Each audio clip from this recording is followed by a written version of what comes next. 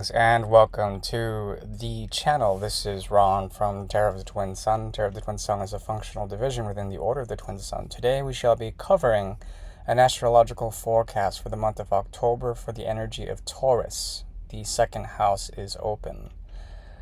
Now,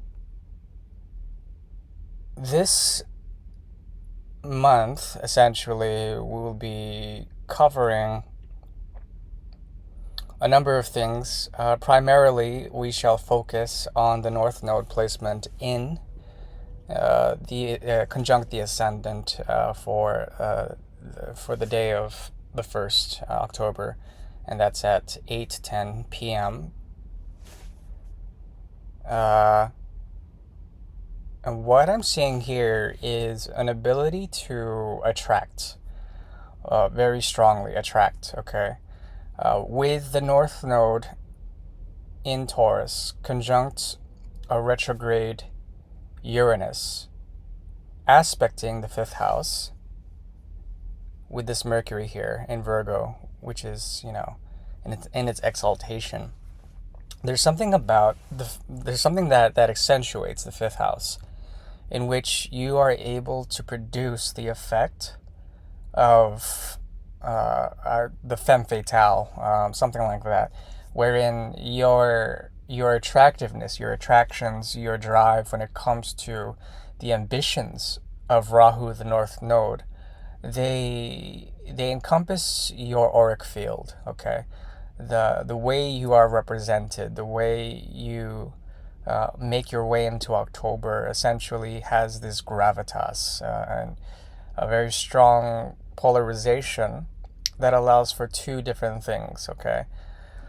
You have to be careful because the house of romance, which is the 5th house, as well as the house of creativity, has in the detail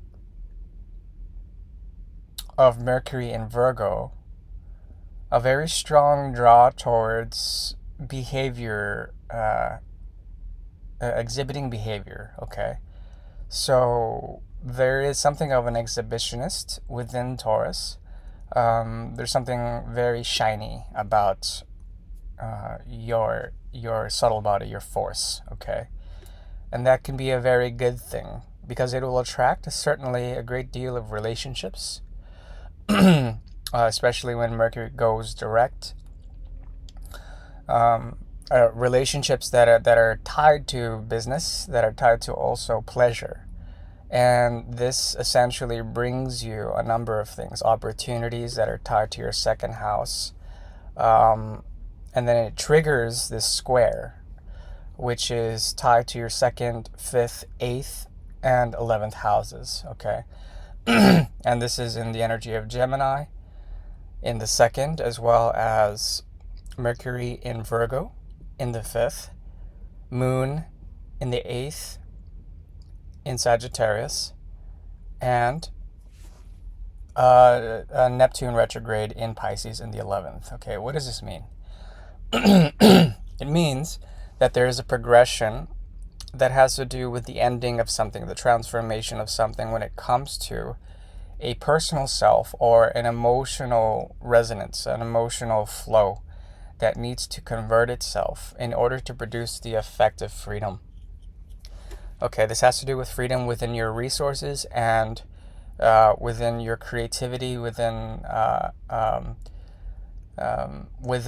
essentially anything that is tied to the 5th house, romance or pleasure. And this also has to do with the ability to address this square, this tension, when it comes to your dreams or your ambitions, or the collective dreams or ambitions that are trying to be produced on a macro level.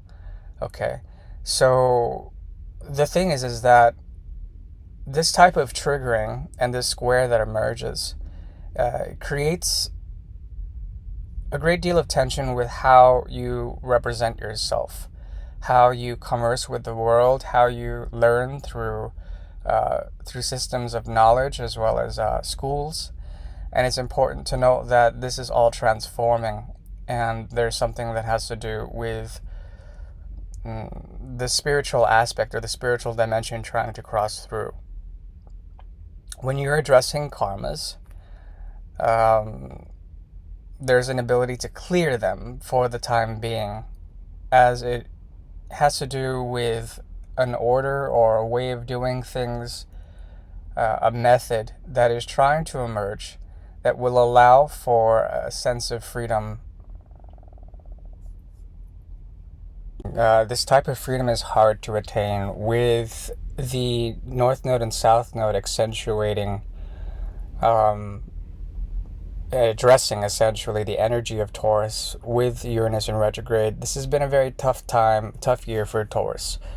And with the South Node in Scorpio, there's an allowance here that has to do with essentially bringing forward ways of work that work for you, as well the ability to come up with ideas that are coming with the direct motion of Mercury that occurs in October 1st, a bit later in the day.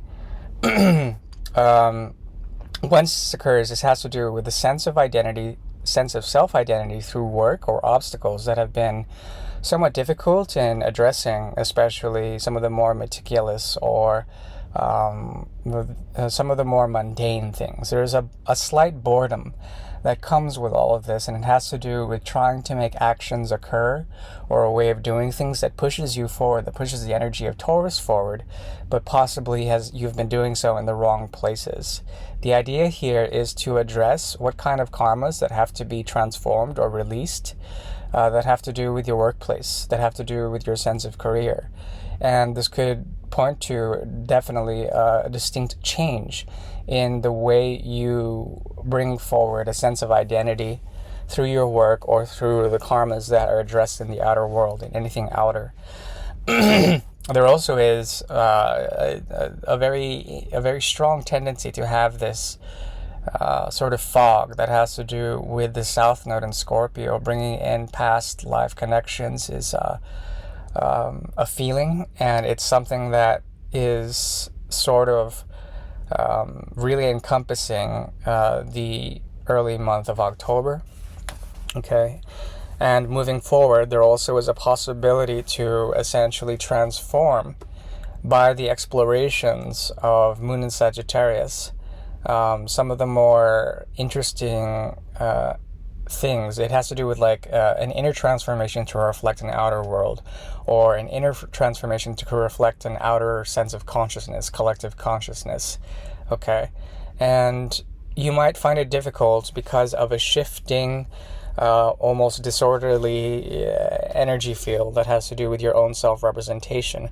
How do you, without appearing like you're going, straight into the future, without having the right footing or the right sort of practice behind you, how do you sort of self-represent yourself to communities that haven't yet caught up to the drive or ambition that you have, especially when it comes to finding in a creative way to represent yourself in a field of work or a field of study that actually is for the betterment of humanity, for the betterment of people in general.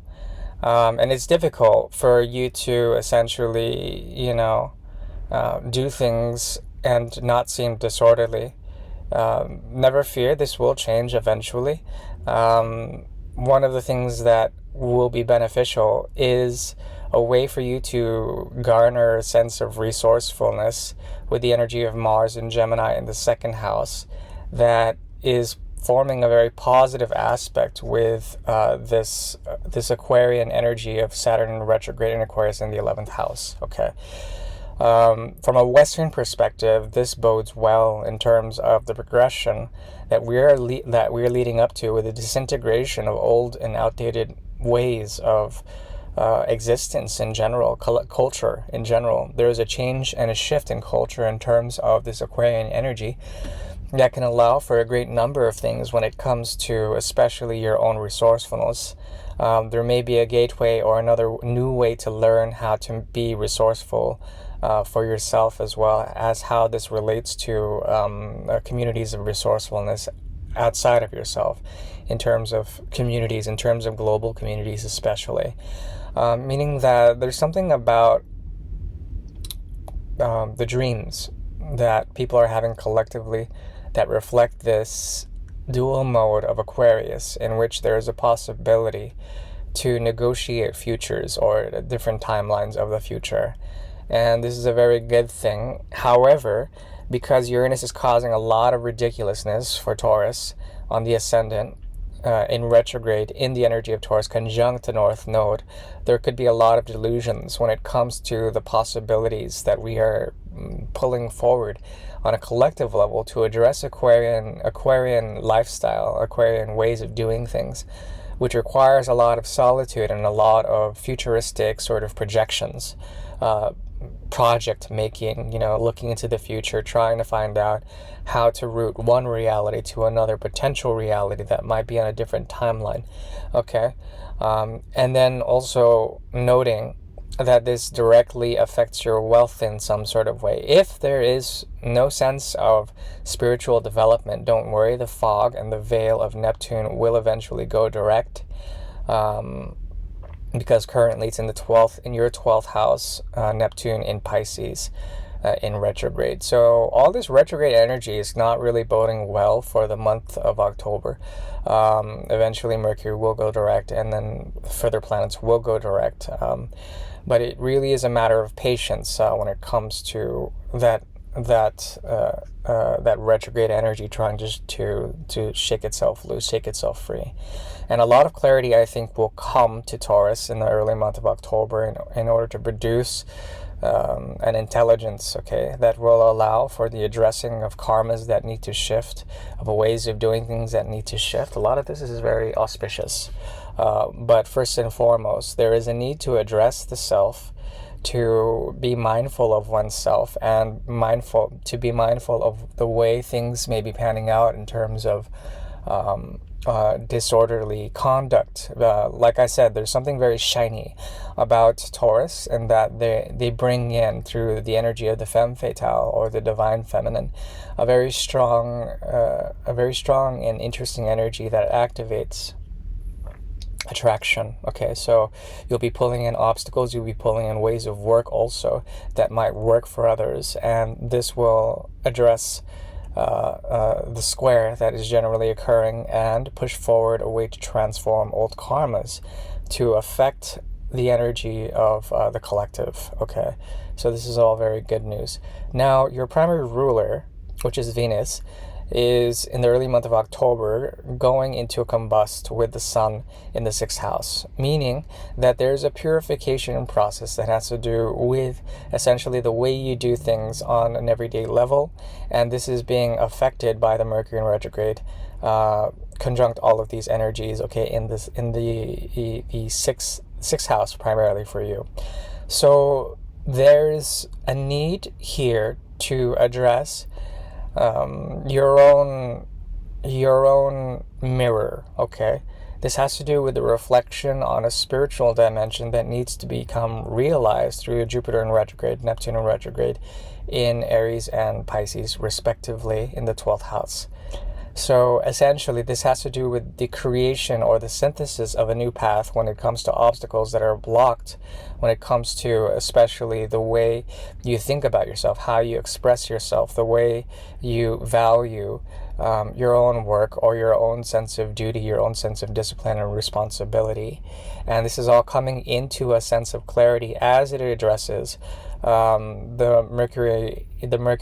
Once Mercury starts moving, there's a possibility of great realization. Okay, this has to do with humbleness as well as the ability to sort of see beyond and to find the spiritual dimension that has to do with the restarting of the zodiac. Okay, from the 12th to the 1st house, essentially coming into the luck or the blessing of something that has to do with the system of faith or the system of belief that can be quite positive in terms of the ability to see more of the spiritual plane in the ritual, to see what you can do in order to have an effect for yourself, especially when it comes to your work. The ability to see relationships or to have good health when it comes to relationships, and these are essentially being understood through Jupiter and Neptune in retrograde in the 12th house, your 12th house. Essentially, what it is triggering is a sense of karma that needs to be set loose, that needs to be transformed with Pluto in retrograde in Capricorn. So not an easy month, to be honest, not an easy opening to the month, but as things progress, I think there will be a way for you to attract certain things or relationships that are tied to realities, and also trying to transform these, trying to not focus just on one relationship, but on many connections, in order to see how they can be transformed, or to see if they really mean something in terms of passion, intensity, desire, drive, and ambition when it comes to all of these. But there's a lot of horny energy, to be honest, with Taurus's energy in the early month of October. So be very careful with that need to create or procreate. There's an ability for you to also essentially learn the lesson when it comes to the addressing of ways of doing things in your everyday, and how these may affect or reflect through the mirror something deeper and profound when it comes to your own philosophies or collective philosophies, a sense of a loss of self, a humbling process that needs to occur through this. And I'm wishing you very well, my dear Venusian friends. Sorry if that was a little bit all over the place, but that is the energy of Mercury for the time being, and I do wish you well. Thank you. Bye-bye.